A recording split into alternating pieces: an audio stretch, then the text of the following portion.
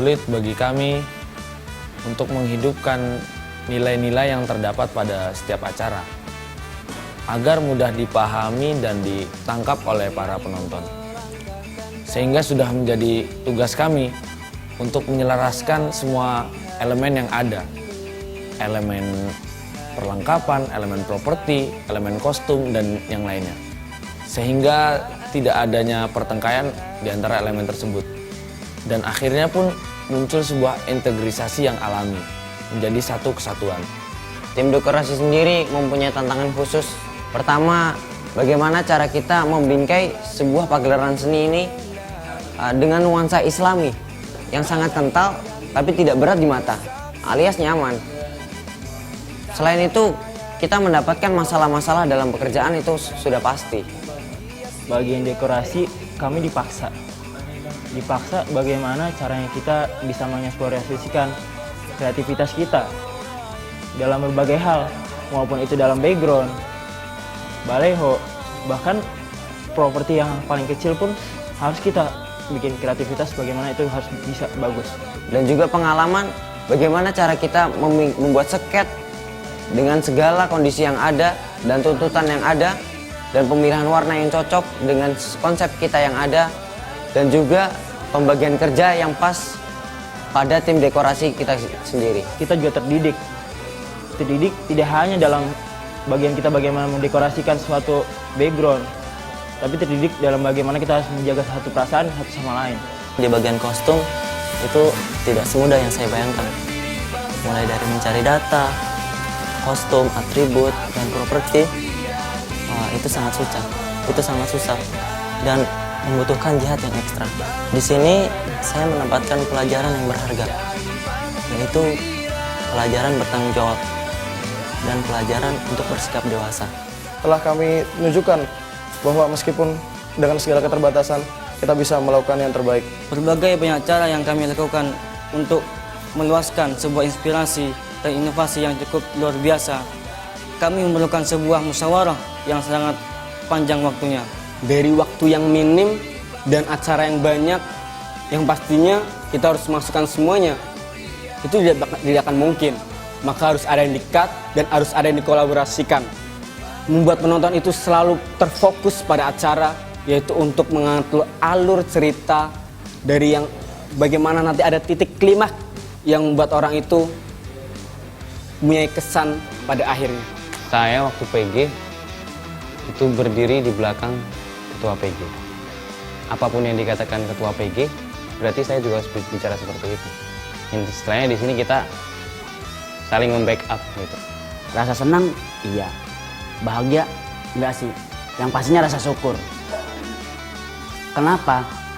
Karena saya tahu betul di kepanitiaan ini saya akan mendapat banyak pembelajaran, pendidikan, yang dimana saya dapat berinovasi, berkreasi, dan berimajinasi pastinya.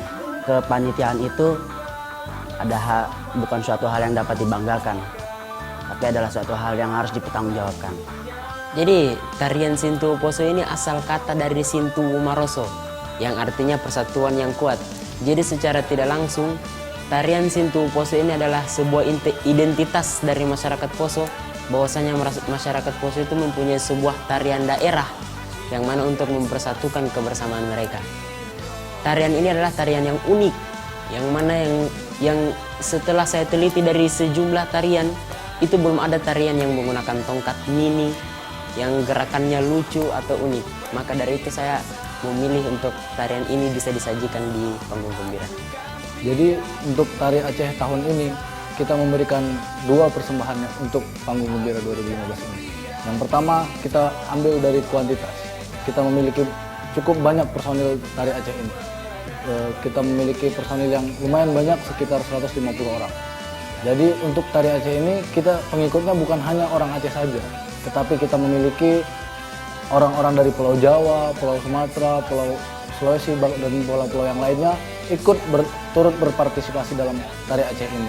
Karena di situ kita memiliki tujuan untuk mempereratkan suku dan ras yang ada di Indonesia dengan acara seperti ini. Beraneka ragam tarian tradisional di negeri kita ini, maka kita sebagai pemuda Indonesia wajib untuk melestarikan tarian tradisional yang ada di negeri kita tercinta ini, Indonesia.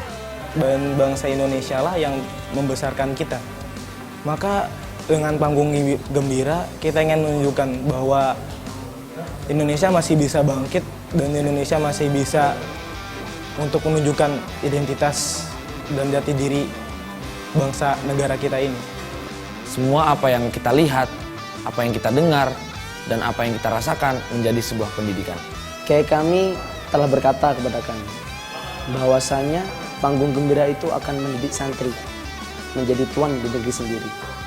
Maka dari itu para santri berlatih sendiri, bermain sendiri, ditonton sendiri, dikritik sendiri maupun ditepuk tangan sendiri. Maka kalau baik ya disyukuri, kalau kurang baik maka kita perbaiki.